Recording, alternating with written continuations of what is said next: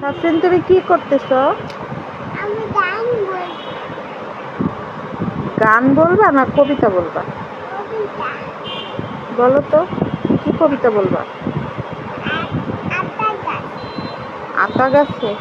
আতা গাছে ডালিম গাছে মাও, আতা গাছে কুকুর দেওয়া, কেউ না কেন বউ।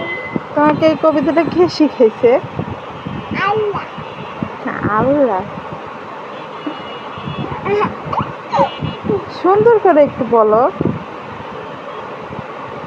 আতা গাছে তোতা পাখি, ডালিম গাছে মাও, আতা গাছে কুকুর দেওয়া, কেউ না কেন বউ।